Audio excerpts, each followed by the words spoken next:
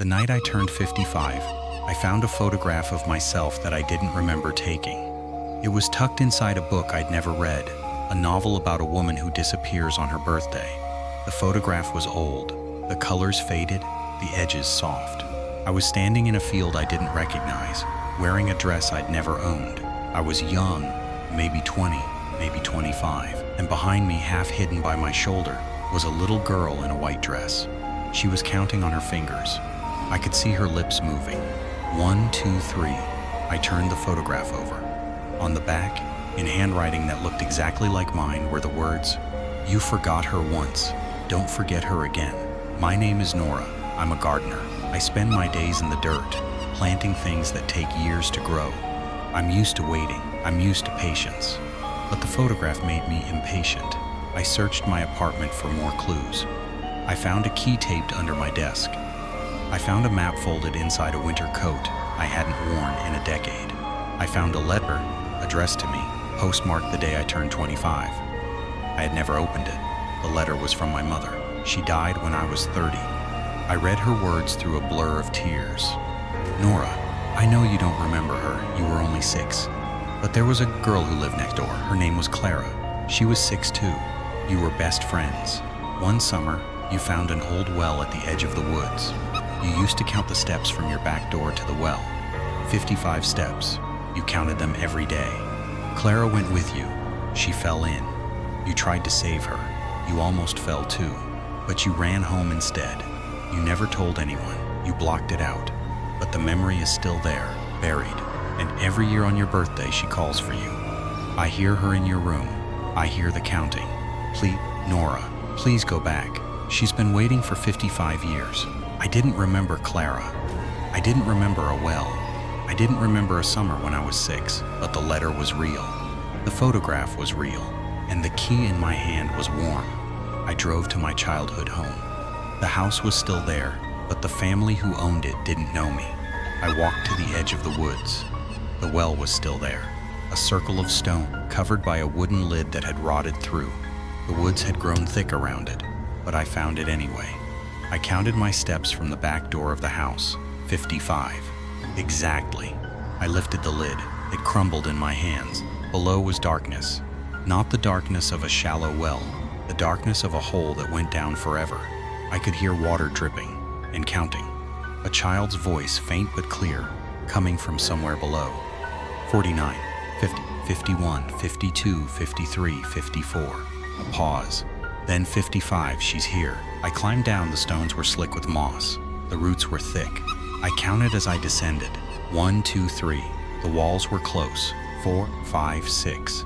They were covered in drawings, stick figures, 2 little girls, a well, and the number 55 over and over in every color, every stage of fading. 7, 8, 9. The air grew warm. The smell of rot was replaced by the smell of flowers, honeysuckle, lilac. 10, 11, 12.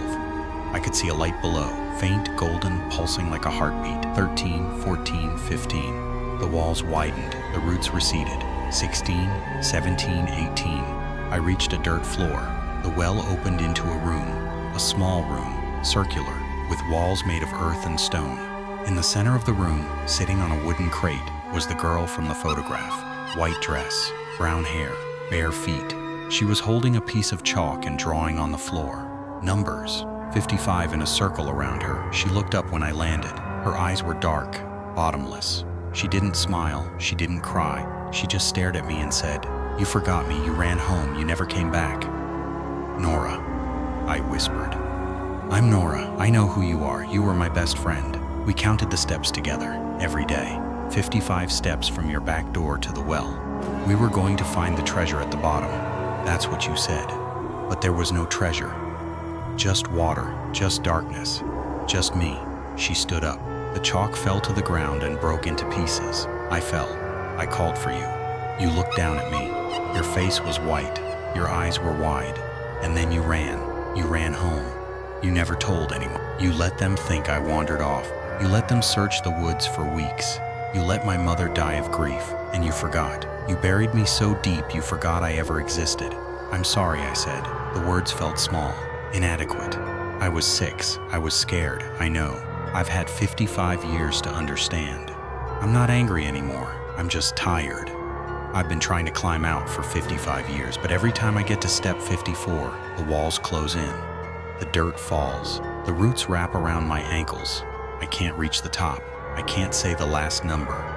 Not alone. What do you need me to do? Climb with me. Count with me.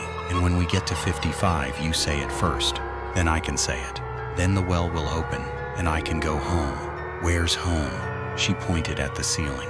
Through the dirt and stone, I could see a light. Not sunlight, a different kind of light.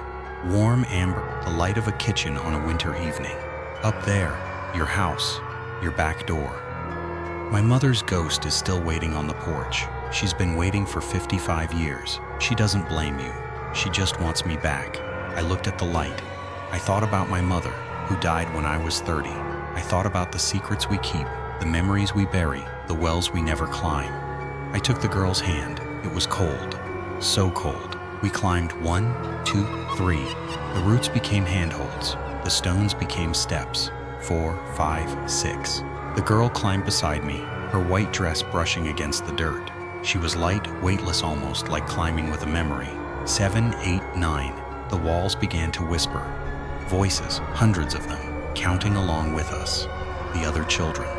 The ones who had fallen down other wells, other stairs, other frozen ponds.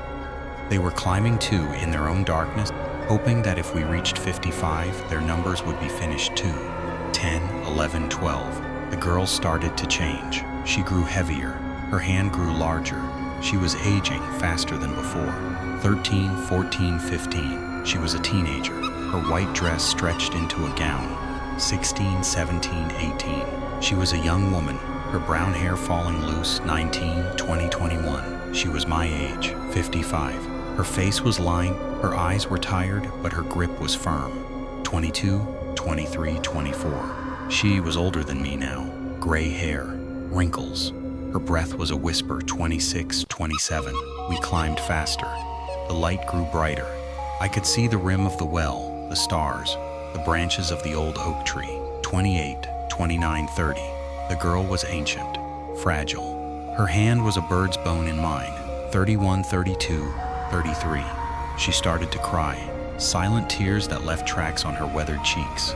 I'm so tired, she whispered. I've been falling for so long. 34, 35, 36. I pulled her up. I lifted her. I carried her the way you'd carry a child or a grandmother or a guilt you couldn't shed. 37, 38, 39. The rim was close. I could see grass. I could see the back door of my childhood home. I could see a woman, old and gray, sitting on the porch. 40, 41, 42. The woman stood up. She reached out her arms. Clara, she called. Clara, come home. Your cocoa is getting cold. 43, 44, 45. The girl in my arms was light again. She was a child again. Her white dress was bright. Her pigtails were neat. Her eyes were full of tears, but she was smiling. 46, 47, 48. I reached the rim. I lifted her over the edge. She stood on the grass, blinking in the starlight. The old woman ran to her. They embraced, they cried, they laughed. 49, 50, 51. The girl turned to look at me. Say it, she said. Say the last number, then I can stay. 52, 53, 54. I opened my mouth. The number was there, on my tongue, in my throat, rising like a flood. 55, I said. The well collapsed, not loudly. Just a soft rumble, a settling of dirt, a closing of stone. The girl and the old woman faded, not like ghosts, but like people walking into a warm light. The porch was empty. The back door was closed. I drove home. I put the photograph in a drawer. I buried the key in my garden. That was a month ago. I'm 55 now. I'll be 56 soon. I don't dream about Clara anymore, but I dream about the other children, the ones who whispered from the walls, the ones who were counting along with us, hoping that our 55 would be their 55. It wasn't. They're still falling, still counting, still waiting for someone to climb down into their wells and say the last number. Last night, I found a key in my coat pocket. Brass old, with a number stamped into the head. 56. I don't know where it came from. I don't know what door it opens. But I know that next year, on my 56th birthday, I'm going to find out. Because the counting never stops. It just changes numbers. And somewhere, in a well or a basement or a frozen pond, another child is waiting. Another door is opening. Another number is rising my throat like a prayer. I'm 55 years old. I have maybe 30 good years left, and I'm going to spend every one of them climbing down, not because I'm brave, because I'm a gardener. I know about things that grow in the dark. I know that every seed needs to be buried before it can bloom. And I know that there are so many children who have been waiting for someone to plant them in the light. Tonight, I'm going to put the new key on my nightstand. I'm going to sleep with the lights on, and at 3:55 a.m., I'm going to listen for a child's voice, for a whispered number, for the sound of a well opening in the dark. 1, 2, 3. I'm ready.